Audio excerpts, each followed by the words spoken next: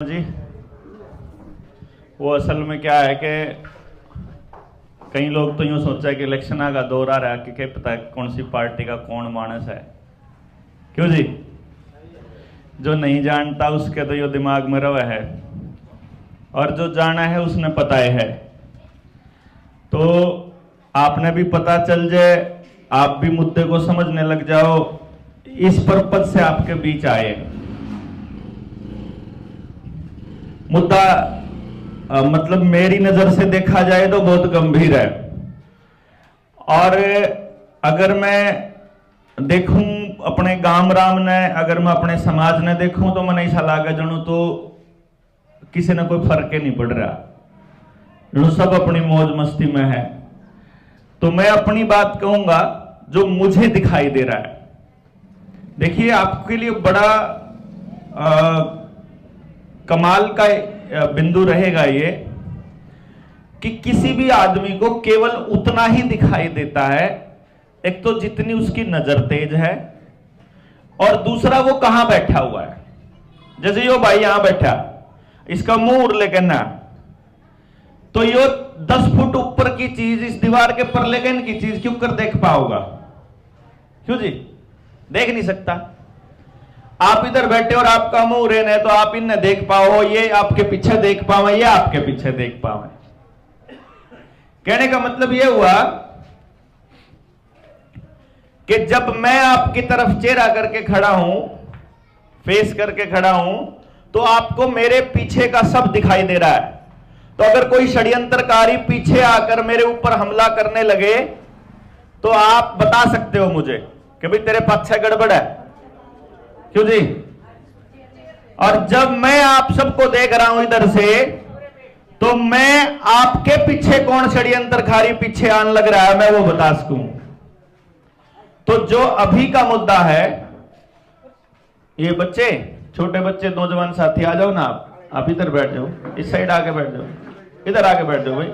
लंबा है, मेरे तड़के से लेकर सांझ थी पाया में लहू उतरा हुआ है, आप तो फिर भी खाम गई खड़े रहोगे, मैं तो बोलता हूं। आ जाओ, अंदर आ जाओ दोस्त, कोई दिक्कत नहीं। थोड़ा अच्छा लगता है कि भाई मानस आ रहे हैं, आप बात सुना।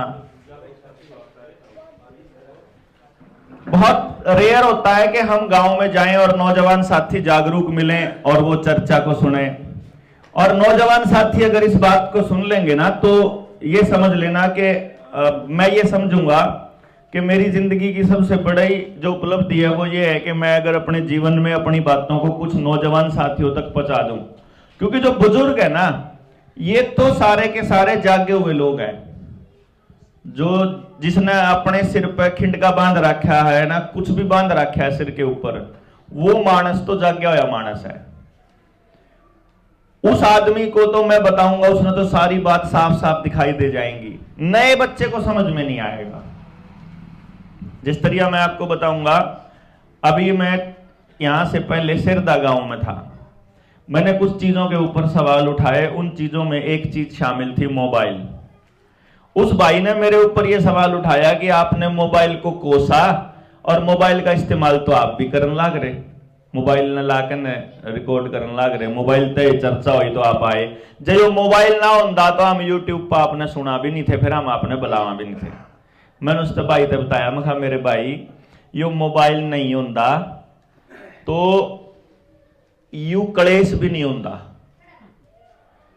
ये जो आप तक बताने के लिए मुझे यहां आना पड़ रहा है ना, मैंने जरूरत कौन थी।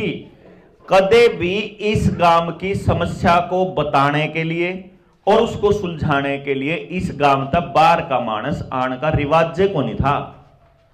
इस गांव के लोग इस समस्या ने सुलझावेंगे, क्योंकि समस्या उनकी, बालक उनके, नाश उनका हुआ है, किसी और का खाज क्यों हो भाई।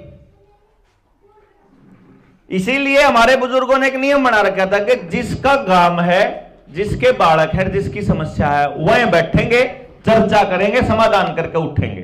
बस नहीं क्या करता जी अपना पंचायती सिस्टम, भाईचारा सारा यो क्या करता। प्रशासन ने, तंत्र ने और इन षड्यंत्रकारियों ने क्या किया कि जो लोग इस मुद्दे पर इस तरीके से काम किया करते थे, उन्होंने उन लोगों को वहां बिठा दिया जहां लालच था। पंचायती लोगों को विधानसभा, राज्यसभा या बड़े बड़े चेयरमैन ने कुर्सी दे दी, उनको लाल बत्ती दे दी, उनको बड़ा चौधर दे दी, उनका टॉर दे दिया, उनके एक इशारे पर प्रशासन काम करने लग गया। तो जो पंचायती लोग थे वह उसे तरफ चाल पड़े, अगापा ने भी वही बनना है। तो ये जो सामाजिक आदमी हो गए ना, कोई भी, जिस तरह मैं समाज की बात करने के लिए आपके बीच आ गया और समाज के लोग आकर इकट्ठे हो गए और समाज के लोगों ने मेरा साथ देना स्टार्ट कर दिया, तो मेरे अंदर लालच जाग जाएगा या आपने सोचोगे तू जा विधानसभा में, तू इलेक्शन लड़ और तो जीत कर तो करिए। और फिर मैं वही बात कहूं उल्टा कि मान लो मैं भी चला जाऊंगा ना विधानसभा में, तो तंत्र ऐसा बना रखा है कि मैं भी कुछ नहीं कर पाऊंगा। तो सामाजिक आदमी को सामाजिक रहना चाहिए, राजनीतिक आदमी को राजनीतिक होना चाहिए, सामाजिक आदमी को राजनीतिक लेवल पे नहीं जाना चाहिए। तो सामाजिक आदमी समाज की राजनीति करे, वहां सत्ता वाली राजनीति ना करे, ऐसे ओपिनियन को लेके हम लोग चले। तो ये जो षड्यंत्र है ये क्या है ये समझा दूं मैं आपको। आप अगर बैठ जाएंगे तो पीछे भी लोगों को दिखाई दे जाएगा। ये षड्यंत्र समझना बड़ा जरूरी है, क्योंकि कुछ लोगों को ये सुविधा दिखाई देती है, मुझे ये षड्यंत्र दिखाई देता है। आपने कुछ चीजें ऐसी देखी होंगी कि जब भी आपको कोई चीज जीवन में फ्री मिली है, बाद में उसकी बहुत बड़ी कीमत चुकानी पड़ी है। और हमारे बुजुर्गों ने ये बोला हुआ था कि कोई भी चीज फ्री में नहीं लेनी किसी पता, जब बदले में उससे कुछ दो, लेकिन तेरे अंदर यह फीलिंग नहीं होनी चाहिए कि तने फ्री में मिला कुछ। और इस मानसिकता का उन लोगों को भी पता था जिनको मैं षड्यंत्रकारी कह रहा हूं। तो उन्होंने हमारे गांव में सबसे पहले एक गेम चालू करा कि गांव के लोग आता है कुछ सामान फ्री देना चालू करा। क्या क्या था उसमें? उसमें था कि आपके ट्यूबवेल के कनेक्शन देने शुरू करे फ्री, आपके क्यों जी बिजली के कनेक्शन देने शुरू करे फ्री, यूरिया फ्री देना शुरू करा, डीएपी फ्री दिया, हाइब्रिड बीज फ्री में दिए। और जिस टाइम पे वो ट्यूबवेल के कनेक्शन फ्री दे रहे थे उस टाइम पे नहरी पानी आया करता खेत के अंदर, वो नहरी पानी कम शुरू कर दिया। अब धीरे धीरे आपकी नहर पीछे से गायब कर दी और सिर्फ ट्यूबवेल रह गया। इसी तरीके से जो डीएपी यूरिया फ्री मिला करता, आज उसके लिए लाइन में लगना पड़ता है। घर के कनेक्शन भी उस टाइम फ्री में दिए, बिजली भी फ्री चला करती, और यहां तक कि आपके गांव में नई नई टुंटी लगी थी तो वह टुंटी भी 3-3 घंटे फ्री चला करती। पानी उनमें इतने मोटे मोटे पाइप थे, वह मतलब इतनी लंबी धार फुल चला करती ना भाई। यहां भी चला करती, मेरे गांव में भी चला करती, मेरे मामा के गांव में चला करती, मेरी बुआ जड़ा बह रखी उड़े चला करती। मैं सारे देश में घूम लिया, सारे देश में न्यू चलन लग रही। समझे बात आप? या ईसा तो नहीं हो सकता भाई। देखो याड़े के लोग पागल हो सके हैं कि भाई मैं टुंटी ने ठीक से रख देनी, ओड़े के लोग हो सके हैं दूसरे गांव के, चन्नू मान लो कित्थल डिस्ट्रिक्ट के लोग पागल हो सके हैं, चन्नू मान ले कैथल के करनाल के पागल हो सके हैं। ईसा थोड़ी हो सका कैथल के भी पागल, करनाल के भी, पंचकुला के भी, न्यून मेवात के भी, परान फिर महाराष्ट्र के भी, फिर मध्य प्रदेश के भी, है ना। इत्तेफाक एक जगह हो सकता है, दो जगह हो सकता है, न्यू को न्यू अगर तक सारी जगह इत्तेफाक हो सारे पागल है।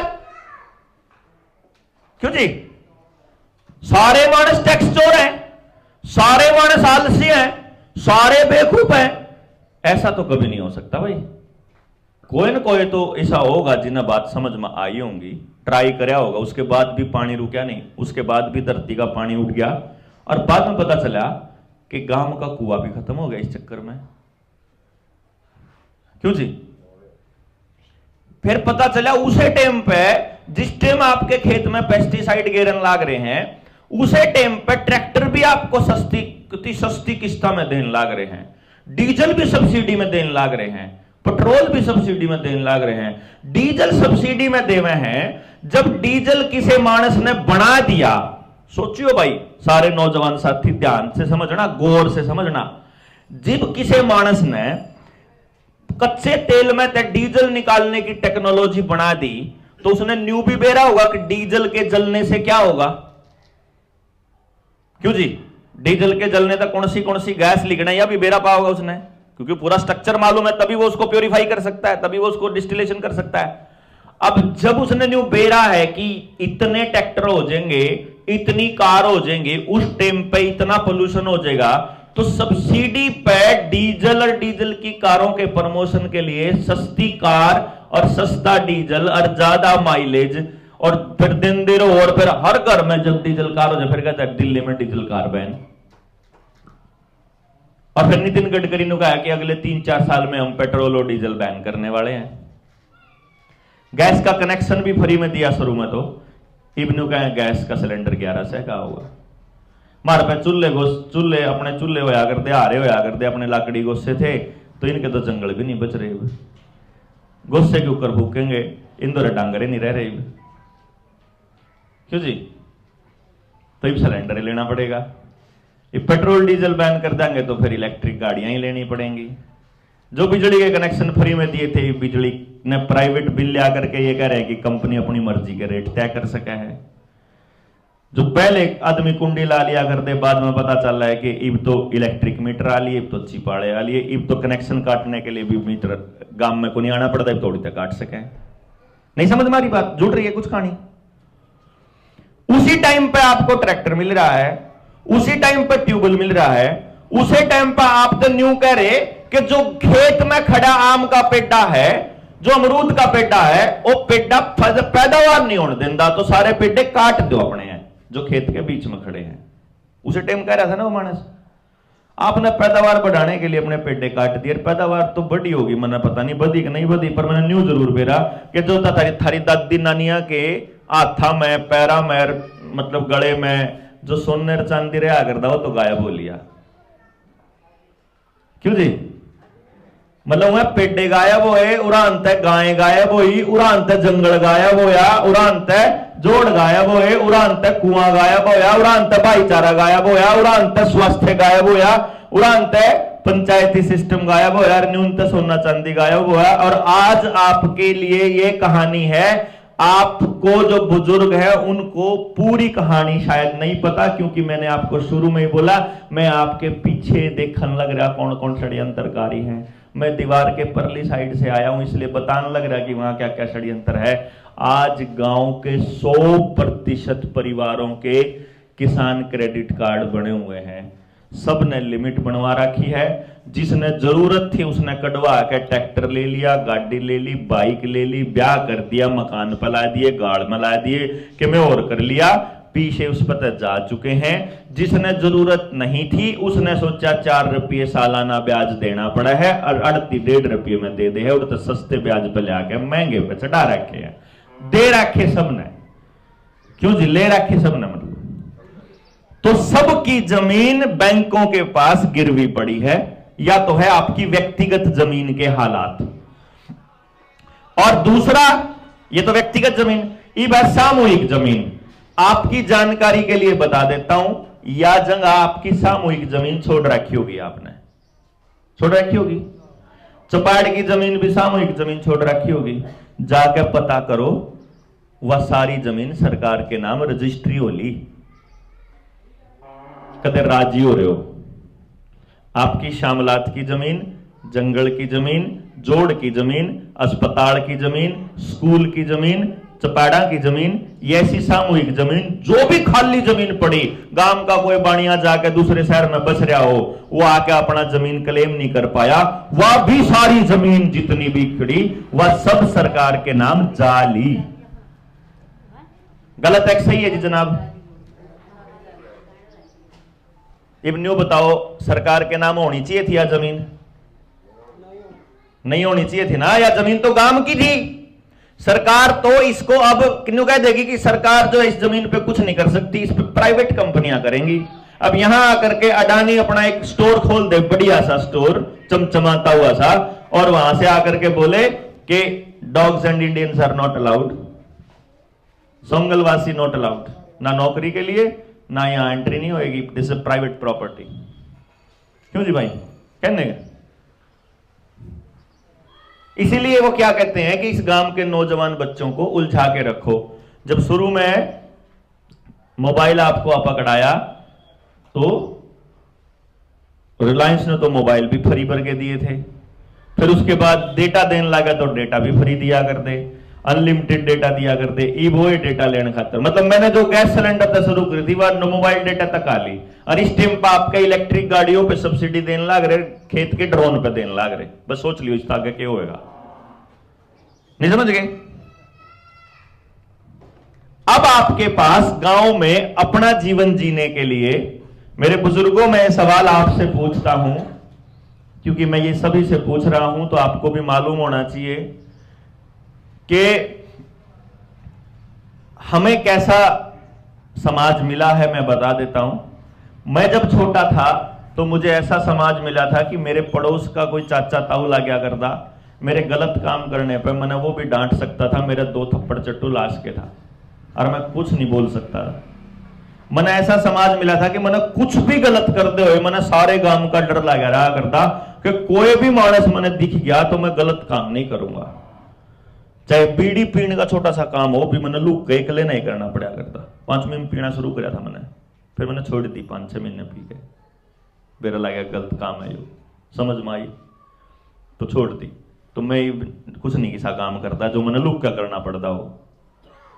लेकिन मैंने यो एक चीज देखी कि मेरे को तो वो समाज मिला था कि जिसके अंदर पूरे गांव में एक भी आदमी बीमार नहीं है। आज के टाइम पे हमारे बच्चों को ये समाज मिला है कि एक भी घर ऐसा नहीं है जड़ा बीमारी नहीं है। उस टाइम पे घर में 15-15 मानस हैं, 20-20 मानस हैं। मेरे घर में 25 मानस थे, हम 5 भाई थे, चाचे तवंग मिला के 10 बाण थी मारे, और भाई 4 मेरे काका ताऊ और थे, मेरी मार, मतलब 8 हुए थे और 2 मेरा दादा दादी, टोटल 25 मानस थे हम। 25 मानसा में एक भी बेरोजगार नहीं था, सारे काम लागे रहा करते, तड़के ते लेके मैंने कमे थाली होना होंगे, थाली भी हो जाते, सांग देखने जाना कोई से ने सांग भी देखा करते। और आज के टाइम पे हमारे 1-1 2-2 बालक हैं, वह भी बेरोजगार फिरे सारे। ठीक है जी। मैंने ऐसा समाज मिला था जहां अगर इलेक्शन के दौर में लठ भी बाजन लाग रहा है तो 5 बजते स्कूल का गेट बंद होते, पोलिंग बंद होते ही सारे के सारे जो से दिन में लठ बजावे थे, इकट्ठे बैठ के दूध चा पी लिया करते। क्यों जी? मतलब दिन में उनके बहस तगड़ी चाल रही, सान नबा होली इलेक्शन ही तो खत्म हो गया काम है, ले बैठ। मतलब मेरे को वो समाज मिला जिसके अंदर पैसा दिखता नहीं था लेकिन धन पूरा था, ना कोई भूखा सोवे था, ना कोई किसी ने दबावे था, और ना क्या चीज की कमी थी। ना किसी के गोड्डे दुखे थे, ना किसी की कमर दुखे थी, ना किसी का बीपी था, ना किसी का शुगर था, ना ही घर में डिप्रेशन का लेवल था, ना घर में तलाक थे, ना कोई अनाथ था, ना कोई विधवा थी। अगर किसी का पति गुजर भी गया महिला का तो उसको परिवार मिल जाता था। किसी बच्चे के दोनों माँ बाप गुजर गए तो परिवार अपने आप मिल जाता था। उसको सरकार से स्कॉलरशिप की जरूरत नहीं थी, उसको विधवा पेंशन नहीं चाहिए थी। कोई बुढ़ा हमने पीछा के चक्कर में सेवा कौन करी, हमने किसी बुढ़े की हम सेवा करा करते। बस जिस घर में पीछे का जिक्र हो उस घर में सेवा भी नहीं होती। जिसके घर में रुपया आ गया, जिसने रुपया इकट्ठा करना शुरू करा, जिसने अपनी औलाद रुपये के पीछे लाई, जिसने अपनी औलाद रुपए के लिए पैदा करी, आज में बुढ़ा बुढ़ी गांव में अकेले पड़े हैं, उनकी कोई औलाद उनके दौरे नहीं, वह रुपये के पीछे है आज भी। गलत तो नहीं कह रहा जी? ठीक। अब आपको जो बात बतानी है, जो असली बात है, वह यह है कि अभी एक बीमारी और आनी है। पहले एक बीमारी आई थी, उस बीमारी में उन लोगों ने आपकी एक टेस्टिंग करी थी।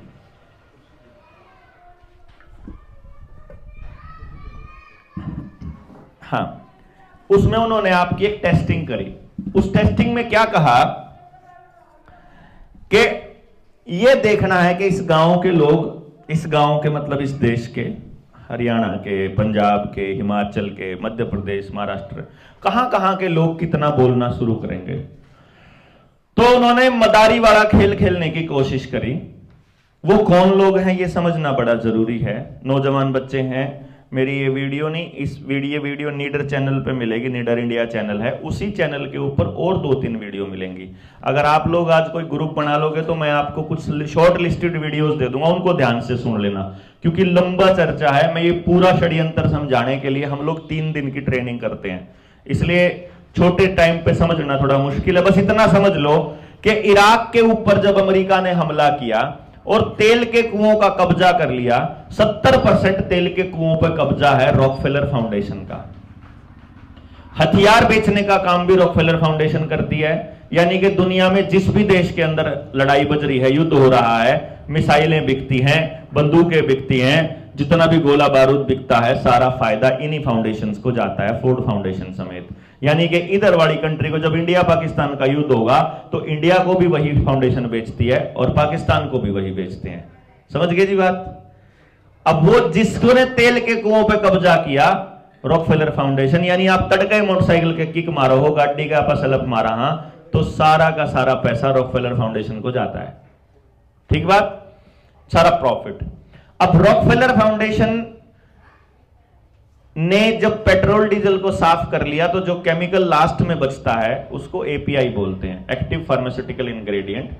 वो एपीआई जो बचता है वो एपीआई से बनते हैं फर्टिलाइजर्स, जो मतलब डीएपी, यूरिया और पेस्टिसाइड, इंसेक्टिसाइड्स। वो सारी कंपनियां पूरी दुनिया में, जैसे एनएफएल है अपने यहां पे, एनएफएल का जो इंस्टीट्यूशनल इन्वेस्टर है वो रॉकफेलर फाउंडेशन है।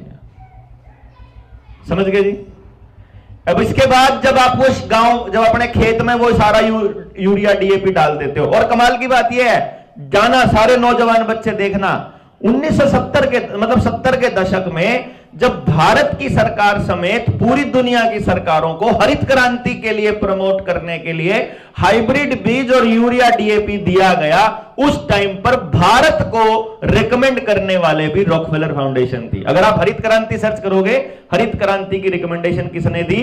रॉकफेलर फाउंडेशन ने। डब्ल्यूएचओ जो बना, डब्ल्यूएचओ से पहले मैं बता देता हूं कि जब वो इंसेक्टिसाइड, यूरिया, डीएपी खेत में डालते हो, उसको डालने के बाद फिर आप जो फसल खाते हो उससे फिर आप बीमार होते हो। उस बीमारी के बाद जब आप दवाइयां खाते हो तो दुनिया भर की बड़ी फार्मा कंपनियां जितनी भी हैं, बड़ी बड़ी कंपनियां अगर आप सर्च करोगे, जितनी टॉप कंपनियां आप खाते हो, चाहे मैनकाइंड है, चाहे सिप्ला है, चाहे रैनबैक्सी है, चाहे ये जितनी भी मतलब टॉप कंपनी, जिनको जो ज्यादा अर्निंग करने वाली कंपनियां, उन कंपनियों के जो इंस्टीट्यूशनल इन्वेस्टर्स हैं, जो डीप डेप्थ में जाकर के पता करोगे तो रॉकफेलर फाउंडेशन ही मिलेगा।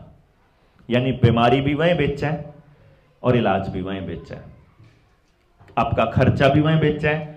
डब्ल्यूएचओ संभालता है सारे एमबीबीएस के कोर्सेज का डिजाइन, और डब्ल्यूएचओ को जो फंडिंग देता है वो है रॉकफेलर फाउंडेशन। और 1908 में फ्लेक्सनर कमीशन की रिपोर्ट के ऊपर डब्ल्यूएचओ बना था, वो फ्लेक्सनर कमीशन की फंडिंग भी रॉकफेलर फाउंडेशन ने दी थी। समझ गए जी? यानी कि आपकी सरकारों को खेतों में आप क्या डालोगे इसके लिए मजबूर करने वाले वही लोग बैठे हैं, चाहे सरकार किसे की हो। पहली सरकार बीआई कर रही थी, या बीआई कर रही, अगली बीआई कर रही, पंजाब वाली बीआई कर रही, पश्चिमी बंगाल वाले बीआई कर रही, महाराष्ट्र वाली बीआई कर रही। इसलिए कोई भाई किसी पार्टी का समर्थक हो तो ध्यान देना, आपके वाला नेता कुछ नहीं कर सकता, उसकी औकात ही नहीं है उनके आगे कुछ बोलने की। इसलिए अपना गांव आप ही को बचाना पड़ेगा, नेताजी नहीं आने वाले। नेताजी को तो अपनी कुर्सी और अपने पैसे, अपने ठेके से मतलब है। नेताजी को आपकी जिंदगी और आपके बच्चों की जिंदगी से कोई मतलब नहीं है। वो तो जब आप 10 लोगों के काम लेकर जाओगे तो किसी एक का ट्रांसफर कर सके, किसी एक के बालक की सिफारिश कर सके, उसके पल्ले कुछ को नहीं। समझ गए ना? और आपका बच्चा अगर कहीं लायक हो गया तो फिर उसके पीछे पीछे उसका झंडा ठानिया कौन उठाओगा फिर? क्यों जी? उसके झंडे कौन उठाओगा फिर जब हम लायक हो गए तो सारे? तो इसलिए आपके नालायक रहने में, आपकी बर्बादी में ही नेताजी की आबादी है। जब आपका बच्चा गांव के स्कूल में पढ़ेगा तो 1 पैसा खर्च नहीं होगा, क्योंकि गांव की जमीन आपकी है, गांव का स्कूल आपका है, गांव में पैदल जा सकता है, मास्टर जी बाहर से नहीं आते हैं, वो जो मास्टर तनख्वाह ले रहा है वो पैसा भी आप ही का है, और आप इकट्ठा करके भी पैसा दोगे, 10-20 मास्टर और गांव में ला लोगे तो भी कोई ज्यादा खर्चा नहीं होएगा। तो गांव का पैसा गांव में रहेगा तो जीडीपी नहीं बढ़ती है। पर आपका बच्चा जब गांव छोड़कर किसी प्राइवेट स्कूल में जाता है, उसको बड़ी बिल्डिंग बनानी पड़ेगी, बसें लेनी पड़ेगी, आया लगानी पड़ेगी, सीसीटीवी कैमरे लगाने पड़ेंगे, कंप्यूटर लेने पड़ेंगे, मास्टर बाहर से आएंगे तो मैं भी मोटरसाइकिल लेवेंगे, मैं भी कार लेवेंगे, वो भी ITR भरेंगे, तो पैसे का सर्कुलेशन बढ़ता है तो जीडीपी बढ़ती है। अगर आप अपना खाना अच्छा खाओगे, अगर ऑर्गेनिक खेत में उगाओगे, आपस में एक दूसरे को मजबूत करोगे तो गांव का पैसा गांव में ही रह जाएगा। अगर आप बैल से खेती करो या फिर आप ट्रैक्टरों का इस्तेमाल स्मार्टनेस से करो कि 10 आदमी मिलकर एक ट्रैक्टर का इस्तेमाल कर लें, जितना उसका जरूरत है, आप जरूरत से ज्यादा इस्तेमाल कर रहे हैं तो जितना अपने को जरूरत है अगर उसका सिस्टमैटिक इस्तेमाल करेंगे तो गांव का पैसा गांव में रहेगा, उससे जीडीपी नहीं बढ़ती है। लेकिन जब आप हेल्थ के मामले में भी जब आप बाहर जाओगे, क्योंकि जब आप खाओगे अच्छा तो बीमार नहीं पड़ोगे, बीमार नहीं पड़ोगे तो आपका आयुष्मान कार्ड काम नहीं आएगा, क्योंकि आयुष्मान कार्ड से बेनिफिट प्राइवेट कंपनी को है, इंश्योरेंस कंपनी को और प्राइवेट अस्पताल को है, आपके अस्पताल को नहीं है। उससे जीडीपी बढ़ती है। मतलब आपकी बर्बादी ही जीडीपी को बढ़ाएगी। यह नियम है, ये अर्थव्यवस्था का, अनर्थव्यवस्था का ये नियम है। आज के जो अर्थव्यवस्था जिसको ये लोग बोलते हैं वो असल में अनर्थव्यवस्था है। अब आपको ये बात समझनी पड़ेगी कि भाई नेताजी आपको बचाने नहीं आएंगे, मास्टर जी को तनख्वाह लेनी है, बाकी और जितने एम्प्लॉइज हैं, जितने बिजनेसमैन हैं, उनको भी यही काम करना है। आपको पता नहीं है कि आपके साथ षड्यंत्र, फिर कौन आएगा आपको बचाने के लिए? कोई नहीं है, एक्चुअली कोई नहीं है। अगर मेरे जैसा आदमी यहां खड़ा होकर के भाषण दे रहा है और कहता है कि आप मेरा साथ दो, मैं आपको बचाऊंगा, तो वो भी झूठ है। मैं भी नहीं बचा सकता, क्योंकि एक आदमी या एक संगठन नहीं बचा सकता, ना एक बिरादरी बचा सकती। गांव तब बनता है जब हमारी 36 की 36 बिरादरियां इकट्ठी होती हैं, उसी को समाज कहा जाता है। कहते ना जाट समाज, ब्राह्मण समाज, वो समाज नहीं है, वो बिरादरी है। जाट बिरादरी और ब्राह्मण बिरादरी या चमार बिरादरी है वो। समाज तब होगा जब 36 की 36 बिरादरी एक जगह बैठ के चर्चा करेंगी तो बिरादरी बने, वो समाज बनेगा। जब समाज के लोग बैठ करके चर्चा करेंगे कि 35 लोगों को बचाए बिना मेरी 35 बिरादरियों को बचाए बिना मेरी बिरादरी नहीं बचेगी, आपके बच्चे को बचाए बिना मेरा बच्चा नहीं बचेगा, तब आप सारे या बात कहेंगे ना, जो कर अपने बड़े बुजुर्ग कहा करते कि बालक तो सबके साजले होया करे। तो जब मैं आप 2 बालक आगे लड़ते लड़ते उनमें से एक मेरा है तो हमेशा आप क्या करा करते, अपने आले का थप्पड़ चट्टू मारा करते, अपने ने धमकाया करते, दूसरे ने को नहीं। और जब वह दोनों मानस उस दूसरे के बापू तो चले जावे तो दूसरा भी नहीं करता, वो अपने वाले ने मारा करता, वो दूसरे ने कहा करता बेटा कोई बात नहीं, नहीं आंदी उससे क्या होता, सारा सामंजस्य बना रहा करता।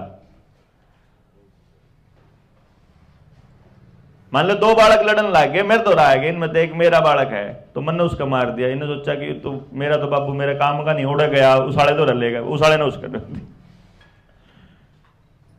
लेकिन उससे न्यू पता चल गया कि यो मेरा हितैषी, यो मेरा हितैषी। तो जब उसने लड़ाई के टाइम पे अपने वाले का थप्पड़ मार दिया तो अगली बार जब मेरी गलती पे मेरा मारेगा ना चाचा तो मैंने दुख को नहीं आऊंगा, क्योंकि मैंने न्यू मेरा लगा वो मानस ठीक है।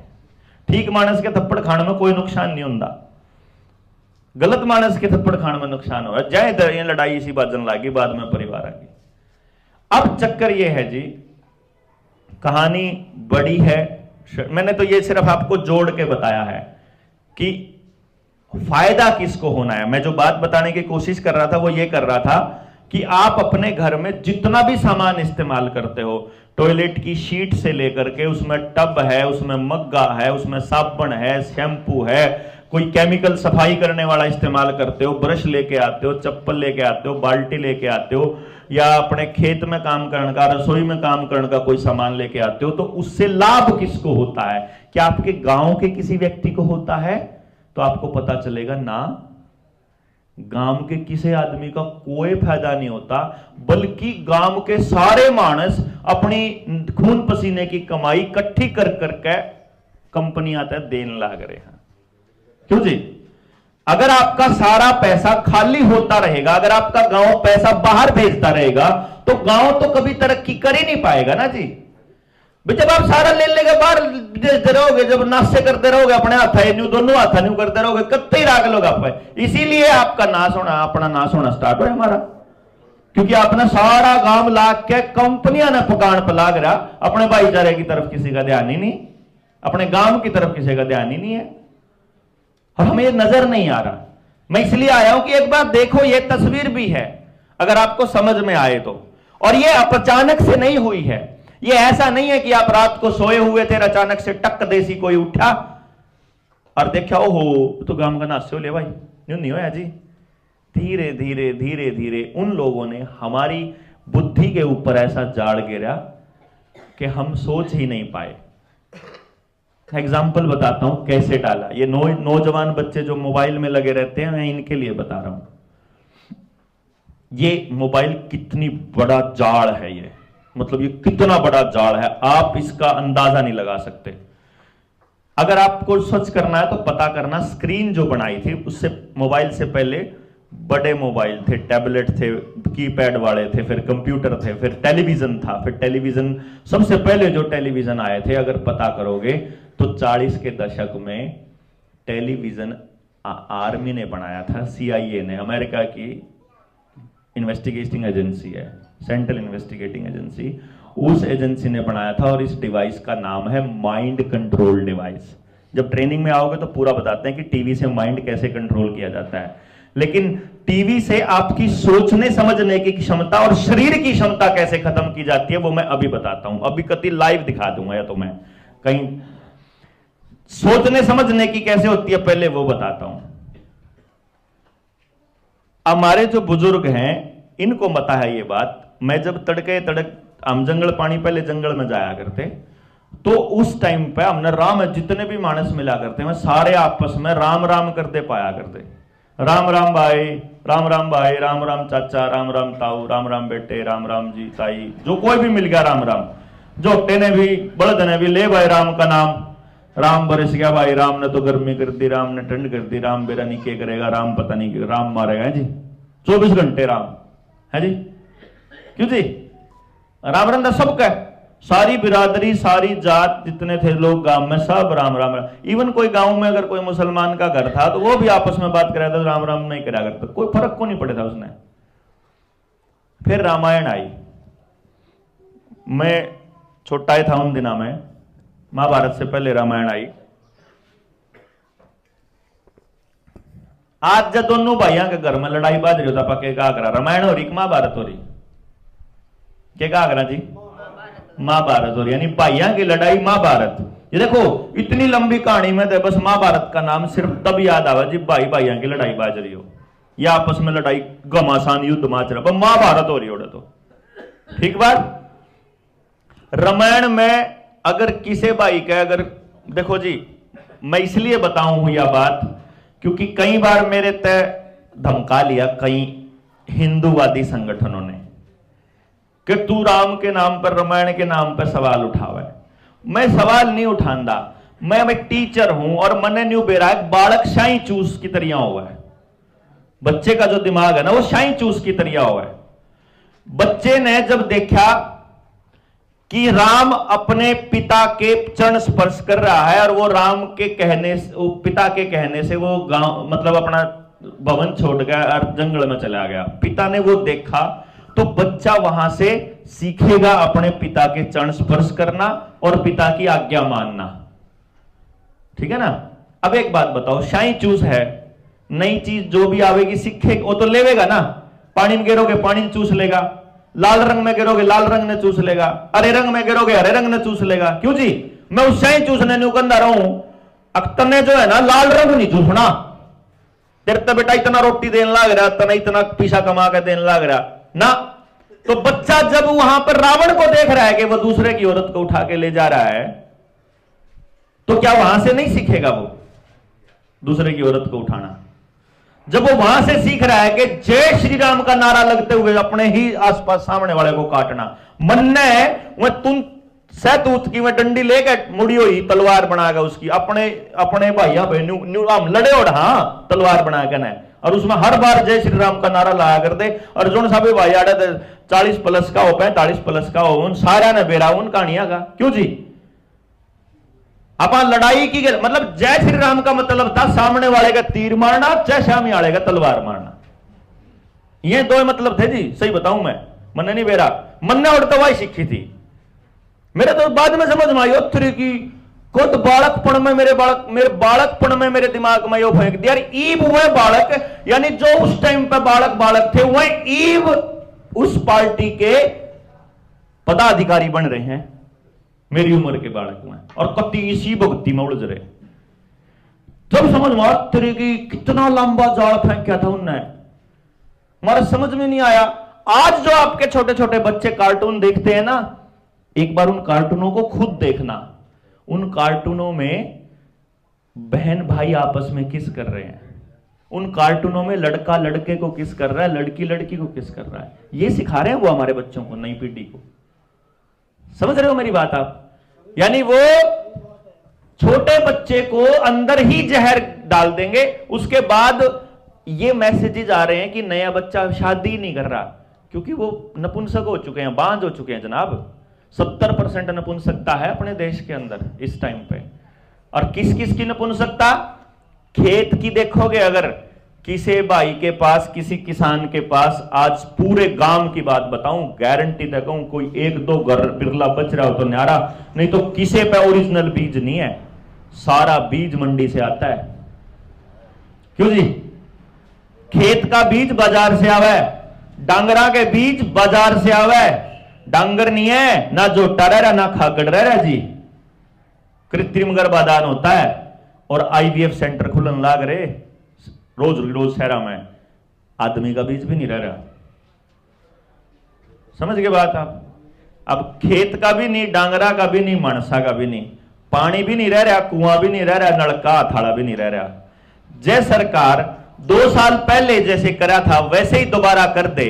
2 साल पहले उन्होंने आपके पेट को पकड़ के न्यू मरोड़ा था कि रोटी तब मिलेगी जब हमारी गुलामी करोगे, यही कहा था जी। रोटी, हर चीज रोटी से जुड़ी थी। क्या कह रहे थे? अगर दोनों इंजेक्शन नहीं लगवाओगे तो तुमको कोटे से राशन नहीं मिलेगा, पेंशन नहीं मिलेगी, तनख्वाह नहीं मिलेगी, हाजिरी नहीं लागेगी, स्कूल में नहीं जा सकता, पेपर नहीं दे सकता, फार्म नहीं भर सकता, फौज में भर्ती नहीं होवे, पुलिस में भर्ती नहीं होवे, कोई और काम हो सचिवालय में नहीं जा सकता, रजिस्ट्री नहीं होगी, बस में नहीं चढ़ सकता, रेल में नहीं चढ़ सकता, जहाज में नहीं चढ़ सकता,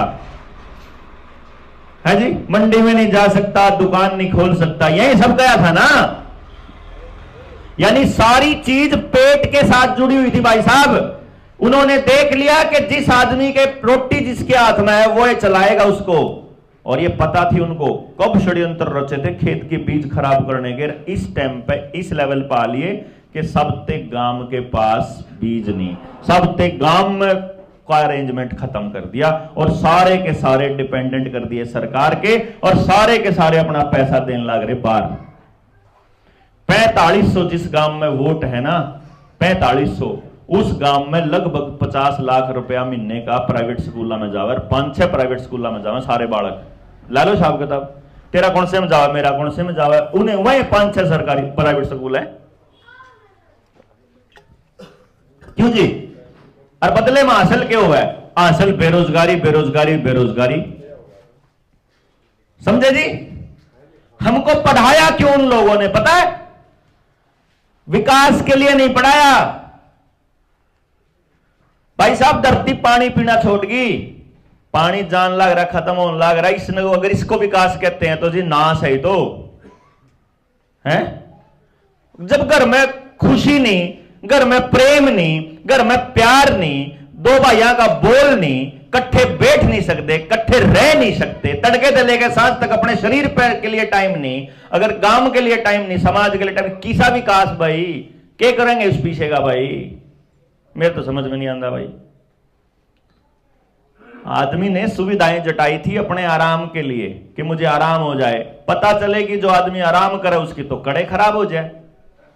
भाई कमर बचा कर रखनी तो कड़ तो मोड़नी पड़ेगी, बार बार मोड़ने पड़ने के लिए तो काम करने पड़ेगा। जब बार बार मोड़ोगे तो कमर बची रहेगी, जब लोटे पड़े रहोगे, बैठे रहोगे, खड़े रहोगे तो इसलिए काम आपको ऐसा देंगे जिसमें बैठे रहो, चाहे तो मोटरसाइकिल पे बैठे रहो, चाहे कुर्सी पे बैठे रहो, चाहे कार में बैठे रहो, चाहे दफ्तर में बैठे रहो, बैठे रहो, बैठे बैठे करा जाओ और नाश होता रहेगा तारे शरीर का। बढ़िया है क्यों जी? सामने टेलीविजन है उसने देख दिया ना, बैठे रहो, मोबाइल है उन्हें देख दिया ना, बैठे रहो, बैठे रहो तो सबकी कमर की बैंड बजलेगी, चलोगे नहीं तो पैरों की बजलेगी, दिमाग का इस्तेमाल नहीं करोगे तो दिमाग की बजलेगी। मैं आपको जो बता रहा था कि ये टेलीविजन कैसे ये मोबाइल कैसे सत्यानाश करता है, इसका लाइव एग्जाम्पल देता हूं कि दिमाग कैसे खराब करा, वो तो मैंने आपको बता ही दिया। आपके बच्चों को बंदूक वाली वीडियो गेम देते हैं, जितने भी अभिनेता हैं ये आपके बच्चों को ड्रीम 11 के सट्टे खेलने सिखा रहे हैं, जितने आपके बॉलीवुड में काम करने वाले लोग हैं ये आपके बच्चों को सिखा रहे हैं कि तुम दारू पियो, सिगरेट पियो, हम रेड एंड व्हाइट पीने वालों की बात ही कुछ और है। क्यों जी? ये आपके बच्चों को बड़ी बड़ी बढ़िया वाली विस्की पीना सिखाते हैं। और भाई जय जिम में कौन कौन जावे यार भाई, ठाडा हा कोई पड़ा सो जिम में जावे भाई, कोई भाई साथी अपना बॉडी बनाया दिखा एक भाई, एक यो भाई दिखने लग रहा जिम में जाने का, जानता हो तो पक्का नहीं, फौजी है नहीं फिर तो आ जाओ भाई। देख फौजी में सबसे ज्यादा ताकत है, आज देख मैं सबूत दिखाऊंगा आपको, आजा नेचुरल देखो। वो तो कोई बात नहीं, उसका कोई नहीं। फोन ले रहा भाई? दे फोन, उधर दे, उधर दे बस। देखो भाई मैं सिर्फ एक सबूत दिखाऊंगा कि फौजी आदमी है, छोरे ने फौज में तो एक्सरसाइज प्रैक्टिस रोज करवावे, शरीर भी फिट रहा है आदमी का और हाथ में जान भी है। मेरे तो पतले से हाथ हैं, मेरे में गुंजाइश भी को नहीं पुरान से भाई। अरे देख हाथ अपना न्यू कर ले और मैं इस हाथ ने नीचे दबाऊंगा, तना नीचे नहीं आने देना यो, ठीक है? और जो जोर है ना वो तना महसूस करना सिर्फ यहाँ भाई है कि नहीं मेरे अंदर कितना जोर है, ठीक है? देखो भाई मैं इसका हाथ दो, दान आने देना नीचे, लगा जोर, लगा जोर, थोड़ा और लगा, थोड़ा जोर महसूस तो होगा, वो है ना, जोर ला पूरा, फिर रोक भाई। छोरे में जान तो है, देख मेरे तो ज्यादा ही है, फालतू में नहीं। मोबाइल ने ठा ले हाथ में, देख मैं तेन दिखाऊंगा, दूसरे हाथ में ठा ले, दूसरे हाथ में, इस उरले हाथ में, नंबर बता अपना। इस हाथ में ठा ले, बेलाई आएगी ना, ये कर ले हाथ ना, वो दूसरा है वो हाथ, इस हाथ में फोन रहा, इस हाथ में फोन आ रहा है, इस टाइम रेडिएशन का असर दिखाऊं मैं शरीर के ऊपर। ये 2 आंगली है ना, 2 आंगली हाथ नहीं रोक सकता, 2 आंगली आगे ला लेके जाऊंगा। जान महसूस हो रही है? उतनी महसूस हो रही है शरीर में? नहीं भाई देखियो भाई, उतरी और तो रोक ना फिर रोक पूरा। मैं तो 2 आंगली, 1 आंगली के लिए भी करके आप देख लियो करके ना, मैं नहीं करना हूं भाई, आप लोगों को खुद महसूस होएगा।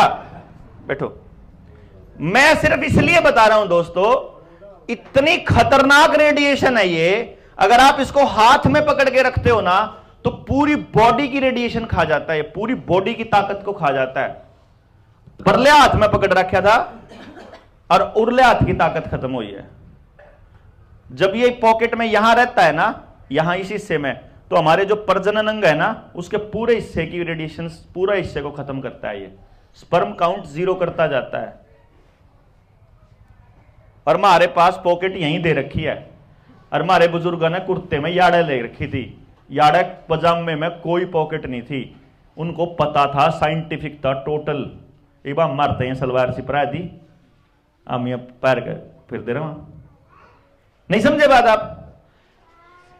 मतलब ये जो षड्यंत्र का अंत है इसका तो है ही नहीं। मैं जब बताने लागू, मैं बताऊं 3 दिन की ट्रेनिंग कराम, अगर आपके बच्चों को पता चल जाएगा कि यह चीज षड्यंत्र है आपके बीच में। भाई जैसे मोबाइल है, अगर आप इसको टेक्नोलॉजी समझते हो तो मैंने न्यू बताओ, या बनाई किसने? आपने बना रखी है? अगर या मैं कोई चीज बनाऊंगा तो मेरे काम की बनाऊंगा, और जब वो कोई चीज बनाओगा तो अपने काम की बनाओगा साहब। इस मोबाइल का इस्तेमाल सिर्फ एक ही है, वो है आपका सारा डेटा इकट्ठा करना। जब आप ऑनलाइन ट्रांजैक्शन करते हो ना, ये मेरे दो रहा है 100 रुपये है, मैं 100 रुपये किसी भी भाई ने दे सकूं, कोई नहीं बता सकता मैंने किसने दिए। लेकिन जब मोबाइल के ट्रांजैक्शन करूं तो उनने दूर बैठे ना बेरा कि इसने इस फलाने आदमी तो रुपये दे दिए, इतने पैसे यहां ट्रांजैक्शन इतने जा लिए। और कमाल की बात यह है कि मोबाइल में जो ट्रांजैक्शन करते हैं उसको हमारे बच्चे रुपया मानते हैं, उसने रुपया कमाए। जब किसी भाई ने कोई ताऊ है, जब उन्हें पूछूं मैं, ये बताइए भाई क्या है ताऊ है? और कोई?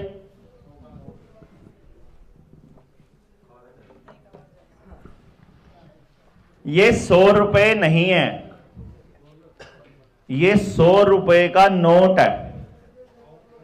इस पे लिख रहा है कि जय कोई मानस चावे तो इसने मारते दो और अपने 100 रुपये ले जाओ। मैं धारक को 100 रुपये अदा करने का वचन देता हूं, जिसके पास भी ये नोट है। असल में रुपया हमारा रखा है रिजर्व बैंक के पास, भारतीय रिजर्व बैंक के पास, और वो रुपया हम जब चाहे ले सकते हैं, यो कागज का टुकड़ा देके। ये है इसका मतलब। और वो रुपया क्या है वो किसी ने नहीं बेरा, रोड़ा यू है। ये षड्यंत्र यहां लेके आना, ये रुपए वाला इसलिए बताना जरूरी है क्योंकि जो नए बच्चे हैं वो जब अपना यूपीआई कोड खोलते हैं जब पेमेंट देने के लिए, तो अब वहां पर रुपए की जगह वहां ई रुपया लिखे आने लग गया। ई रुपया, थोड़े दिनों में वो ई रुपया हो जाएगा। जब वो ई रुपया हो जाएगा तो फिर ये रुपया नहीं मिलेगा आपको वहां उसके बदले में, समझ गए ना? ई रुपया कुछ सौदा नहीं है, लेकिन ये रुपया, ये रुपए का नोट रुपया है। वो रुपया क्या है, उसके कागज लेके आए हम। उसके कागज क्या लेके आए? आरबीआई में हमको कागज मिल गए, और आरबीआई के कागजों के हिसाब से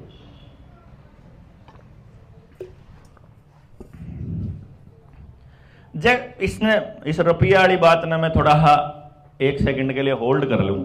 पहले मैं एक दूसरी बात पूछ लूं, गांव राम ते सारे बेरा पाओगा भाई। 1 किलो का जो बट्टा है वो सोने वाला ज्यादा बढ़िया तोलेगा, लोहे वाला ज्यादा बढ़िया तोलेगा?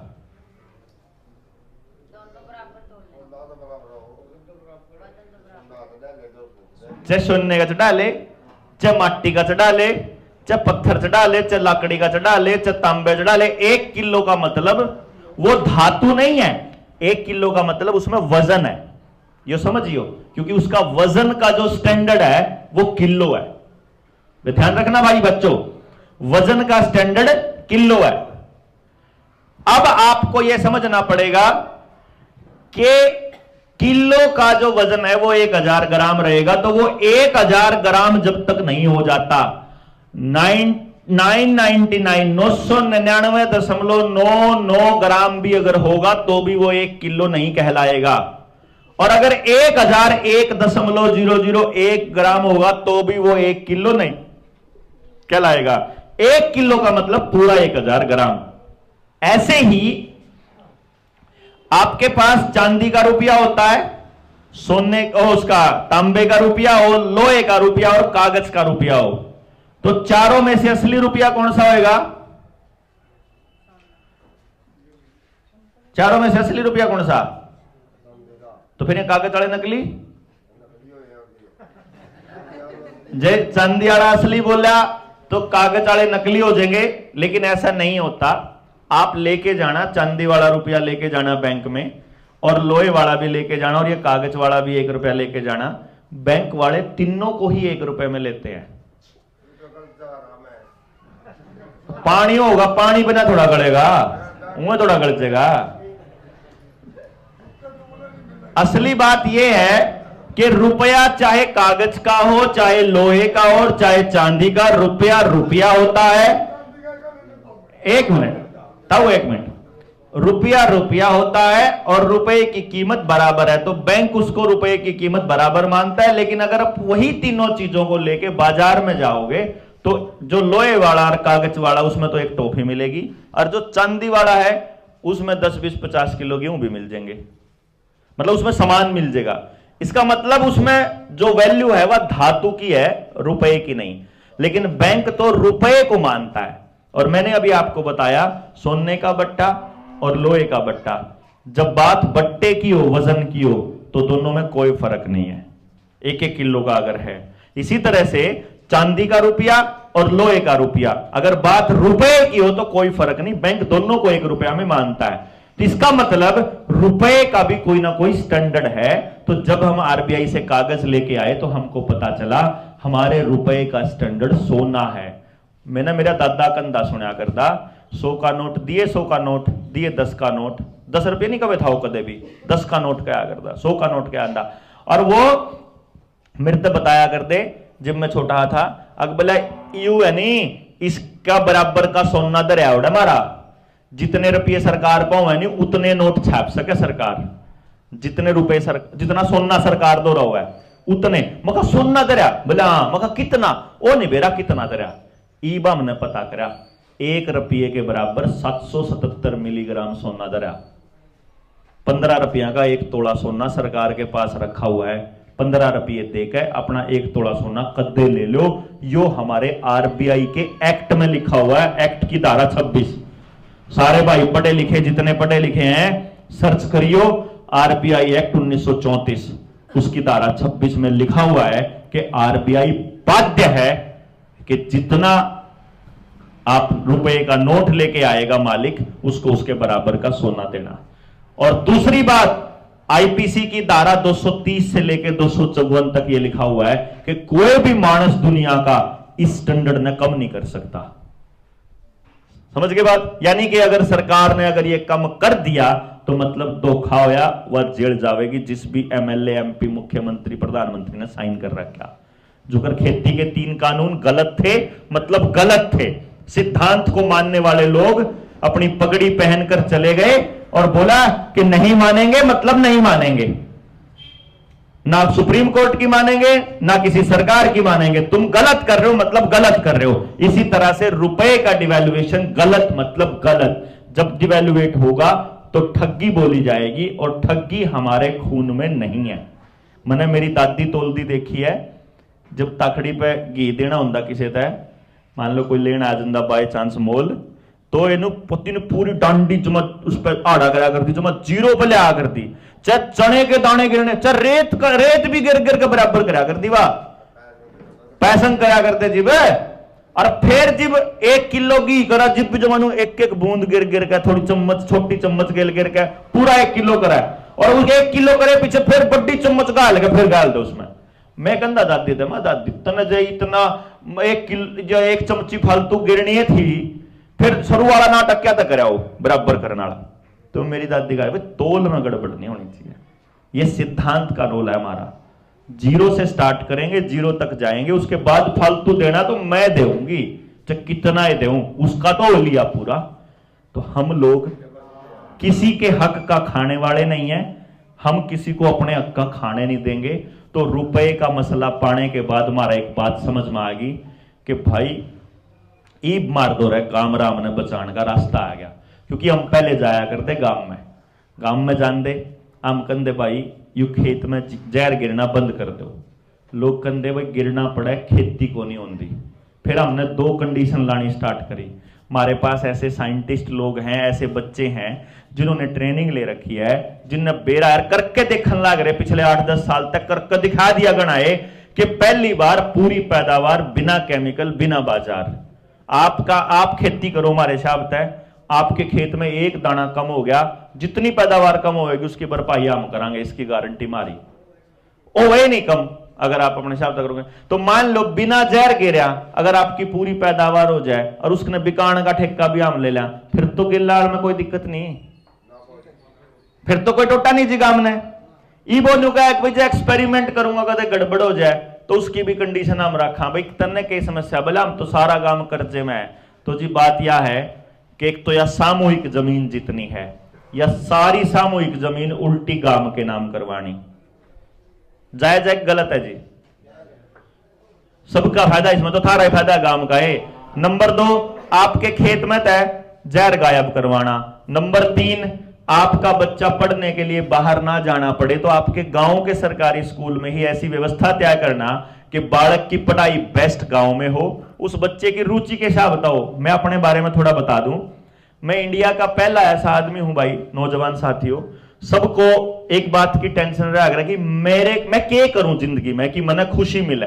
हर आदमी खुशी के लिए दौड़ रहा है, पैसा भी तो है तो खुशी के लिए, सत्ता में भी जाओ तो खुशी के लिए, कोई मतलब उन्हें नहीं लगा कि वो परिवार में घूम रहा, मैं यहां घूम रहा, मतलब नहीं लगा क्योंकि खुश हो जू मैं। उन्हें लग गया गाड़ी तक खुश हो जाओ तो गाड़ी दे दो भाई, मोटरसाइकिल तक खुश हो बालक मोटरसाइकिल दे दो भाई, एड ब्याह करके खुश हो इन्हें ब्याह कर दो, मतलब अपन ना खुश हो तो कर ले भाई। आदमी जो कर रहा है वो खुशी के लिए करता है, तो आदमी हमेशा खुश होता है वो काम करके जिसके लिए परमात्मा ने उसका दिमाग बनाया। तो किसी बच्चे को कैसा दिमाग बनाया है परमात्मा ने, उसको मैं बता सकता हूं 3 साल की उम्र तक ले गए। मान लो अपने बालक का 3 साल की उम्र में या 5 साल की उम्र में पता लग गया भाई यू बच्चा इस टैलेंट का है, तो उस बच्चे को तैयारी काम में करवा दो ना, वैसी जिस चीज के लिए बन रहा हो। तो बच्चे की एजुकेशन गांव में हो और उसके इंप्लॉयमेंट का मॉडल गांव में ही बने, इसकी तैयारी हम इसके बाद करेंगे कि भाई अगर गांव राम तैयार होता हो तो भाई मान लो यहां 5-4 मानस अगर करने लागेंगे उससे नहीं बनेगी बात। जिनके बच्चों के लिए हम करने चले हैं वो पूरे गांव का समझ में आना चाहिए, पूरे गांव की पार्टिसिपेशन होना चाहिए, पूरा गांव लाग के इसके ऊपर काम करे तो बात बनेगी। तो हमारी एजुकेशन हमारी ऐसी हो जाए, हमारी खेती वैसी हो जाए, हमारा गांव हमारा समाज के दिमाग में तो जहर निकल जाए, सारे के सारा गांव मिलकर इस तरीके का अरेंजमेंट करे कि गांव का पैसा गांव में ही घूमता रहे, गांव मजबूत बने। भाई मैं अगर पैसा कमा कर अपनी जेब से निकालूं तो मेरे गांव के भाई दौड़े जावे, बजाय इसके कि बाहर का कोई आदमी लेके जावे, वहां से मजबूरी में लेके जावे और फिर ऐसा जुगाड़ करे कि जितना पैसा गांव तक बाहर जाओ उसका फालतू गांव में आना चाहिए। क्यों जी? गांव तब समृद्ध होगा, और गांव से देश है, देश से गांव नहीं है। गांव बचेंगे तो देश बचेगा, नहीं तो नहीं। और देश बर्बाद करने के लिए गांव का उजड़ना जरूरी है। गांव को उजड़ने के लिए गांव के आसपास कोई ना कोई ऐसा फैक्ट्री या मिल या डंपिंग यार्ड या कोई शुगर मिल या पावर हाउस या फिर कोई इथेनॉल प्लांट लगना जरूरी है, जिससे कि बांस आंधी रहे गांव में और गांव के बच्चे को रोजगार ना मिले, गांव का बालक बार बाजदा रहे, यहाँ का बच्चा दूसरे शहर में चला जावे। बूढ़ा बुढ़ी है न तो ले रखे हैं, उनका ही गोड्डे टूटने शुरू हो लिए, कैंसर होना शुरू हो लिया, अटैक ब्रेन हेमरेज आपने बेरा ही होगा, सारा चालू हो लिया। धक्का लाकर जो इंजेक्शन लाए थे, अगली बार लपेटने के लिए सरकार ने आपका आधार कार्ड आपके सारे कागजों के साथ जोड़ दिया है। Voter card, ration card, bank account, ITR, आपका बिजली का बिल, गैस का बिल, पानी का बिल, आपके सारे के सारे जमीन के कागज, ट्रैक्टर के कागज, ड्राइविंग लाइसेंस, फैमिली ID, सब एक आधार की गेल जोड़ रखा है। तो अगली बार सरकार ने कह देगी अगर आधार कार्ड थारा जब खुलेगा जब तीसरी डोज लुआ गाओगे तो के कर लोगे, न्यूनतम बिजली बंद कर दे, न्यूनतम पानी बंद कर दे, न्यूनतम बीज मिलना बंद हो जाए, न्यूनतम DAP मिलना बंद हो जाए, फिर के करोगे? है भाई अरेंजमेंट कोई? क्योंकि शहर में करके देखा इन्होंने, शहर में जब करके देखा तो शहर का आदमी तो बाज का गांव में आ गया, इसे गांव वाला का करके दे जाएंगे तो गांव वाले बाज का किंग जाओगे, सोच के देखो। क्यों जी? उन्होंने पहले सिर्फ शहर को काबू किया, उन्होंने पहले आड़ी उसमें सिर्फ गांव शहर काबू किया।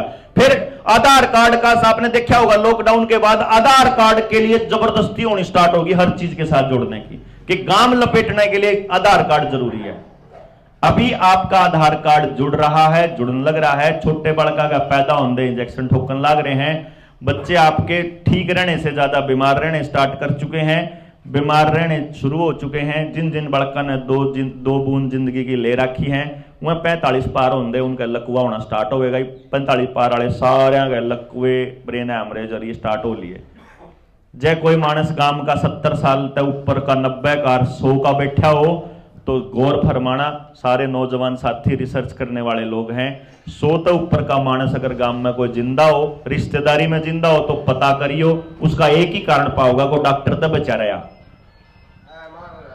तो डॉक्टर का कौन जानता होगा वो, जो आदमी डॉक्टर पहले आए बीमारी बाद में आई, बस ये समझ लियो। क्यों जी, गांव में डॉक्टर नहीं आया थे पहले। तो इस मुद्दे के ऊपर चर्चा करने के लिए और गांव राम में ऊर्जा बढ़ने के लिए 19 नवंबर को नस्ल बचाओ रैली रखी अपने करनाल में। रैली का मकसद यो है कि मान लो अपने गांव में तय 100-200 मानस चले गए, तो 100-200 मानस न्यू देखेंगे भाई सिर्फ थम नहीं हो, और दुनिया भी है जो अपने अपने गांव की जमीन उल्टी अपने गांव के नाम करवाना चाहे, और लोग भी हैं जो चाहे हैं कि अपनी जमीन पर बने हुई सड़क है उस सड़क पर चालन का पैसा हमने ना देना पड़े। टोल टैक्स सारे पड़वाने हैं पूरे हरियाणा के। भाई हम अपनी धरती पे चालन का पैसा कौन देवा भाई? क्यों जी? आधार कार्ड की अनिवार्यता, गांव की एजुकेशन, गांव की खेती, इन सारे मुद्दों पे मिलकर अपने गांव ने बचावांगे। और उससे भी बड़ी बात जो आपने करनी है कि सरकार आप किसी की भी बनाओ, पार्टी आप किसी को भी चुनो, किसी भी आदमी को विधायक बनाओ, किसी को भी सांसद बनाओ, बस ताकत गांव के पास रहनी चाहिए। जब गांव ने लिख के दे दिया तो लिख के दे दिया, बात खत्म। फिर कोई विधायक हो फिर किसी की नहीं चलेगी, गांव की चलेगी। गांव की ताकत वापस लाने के लिए, अपनी अगली नस्लों को बचाने के लिए कि पानी के ऊपर बचावा, अपना बीज के ऊपर बचावा, अपना गांव के ऊपर बचावा, इसके लिए 19 नवंबर ने इकट्ठे हो रहे। आना चाहिए जी कि नहीं आना चाहिए? है ये जो नस्ल बचाओ रैली सिर्फ आप नहीं आओगे जी, आपने और लोग भी तैयार करने पड़ेंगे। गांव में पूरे एक मुहिम चलानी पड़ेगी कि भाई आपा 19 नवंबर ने करनाला चाला, 19 नवंबर की रैली में पार्टिसिपेट करा और ज्यादा से ज्यादा लोग इस संख्या में भाग लो। फिर उसके बाद वहां से आने के बाद फिर आपके गांव ने फिर इकट्ठा करके दोबारा फिर चर्चा करांगे, क्योंकि बेड़ा लगना चाहिए पूरे गांव ने। ये 5, 4, 10, 20, 50 मनसा बात नहीं बनेगी, 200-500 तक भी नहीं बनेगी। मां को पता होना चाहिए वो अपने बच्चे को क्या खिला रही है, दादे ने पता होना चाहिए वो अपने दादा अपने पोते ने जो 10 रुपए दे उस 10 रुपए का वो के लेकर आवा है। मैं अपने एक बात बताऊं, ये नौजवान बच्चे खड़े हैं, एक फाइनल बात कह के खत्म करांगे। नमकीन का पैकेट आप खावा, हाँ, नमकीन के पैकेट के पीछे देखियो नमकीन में तेल कौन सा इस्तेमाल हो रहा है। अगर कॉटन सीड ऑयल है, पाम ऑयल है, पाम ओलिव है तो आपको पता चलेगा। अब तो सरसों भी जीएम आ गई, जेनेटिकली मॉडिफाइड।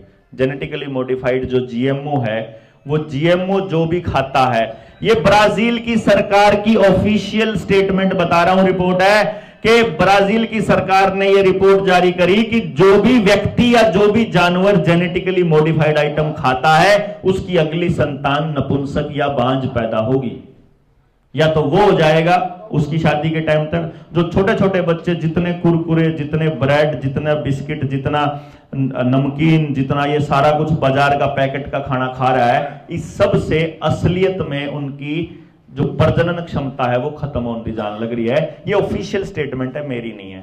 तो जितना टमाटर मार्केट में है, जितनी शिमला मिर्च मार्केट में है, जितना खीरा और सुतरा सुतरा सा सारा जेनेटिकली मॉडिफाइड है। तो हम अपने ही घरों में अपने ही बच्चों को अपने ही हाथों से जहर खिला रहे हैं, ऐसी हालत है।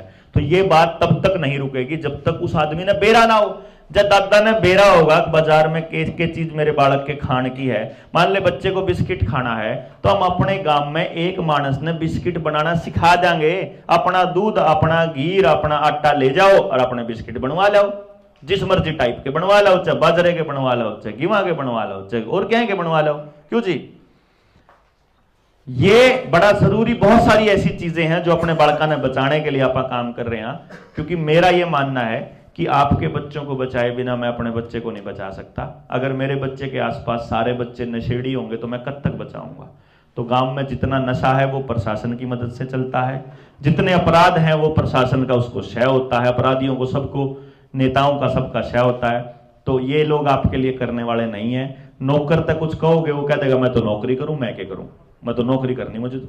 नौकर आपकी बात मानेगा नहीं, नेता को आपकी बात मानने की जरूरत नहीं, और कोई करेगा नहीं बाहर का आदमी। तो मतलब यह है, सिंपल एक ही समाधान है कि जिसका गांव बर्बाद होने लग रहा है उस गांव ने खड़ा होना पड़ेगा। क्यों जी?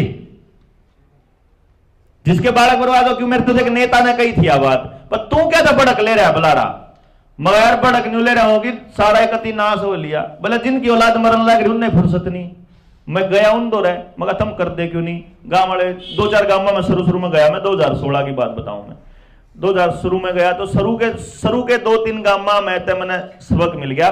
मेरे तय हर आदमी ने एक बात कही, अकबर देवेंद्र भाई बेटे हमने बेरा तो कौन दिन बात का, मगर भाई बात तो इनकी जायज है, ये तो अपने हाथ अपने बड़का का नाश न्यू करने लग रहे, बेरा ही को नहीं किया नाश करने लग रहे।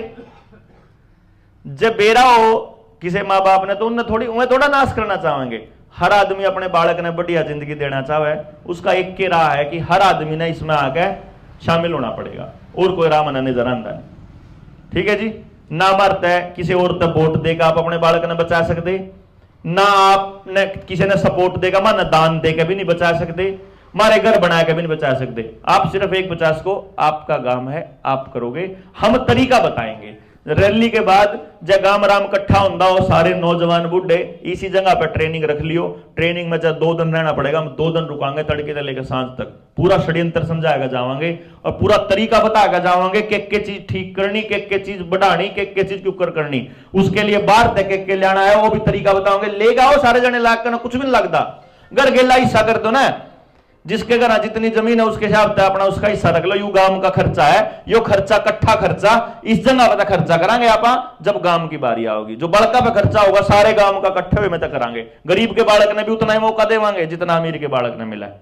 क्यों जी, गरीब के घर में भी तो कोई ना कोई बड़ा खिलाड़ी पैदा हो उसका है, न्यू थोड़ी है कि सिर्फ अमीरा गए पैदा हुए, उन्हें बेचारे ने कोई सुविधा मिलती नहीं, तो आप उनके लिए भी करांगे। क्योंकि हमारा सारे जने एक दूसरे के साथी हैं। जिस पे जमीन है उस पर आदमी को नहीं, जिस पर आदमी है उस पर जमीन को नहीं, तो सारे आपस में मिलकर कर लेंगे, क्या दिक्कत है जब आप बैठांगे। तो 19 ने करनाल आओ, आप सब लोग आओगे, सारे इस मुहिम में शामिल होगे, अपने बच्चा ने बचाओगे, इस नस्ल बचाओ रैली का हिस्सा बनोगे। इस उम्मीद में मैं अपनी बात यहीं खत्म करता हूं। जय हिंद, जय भारत।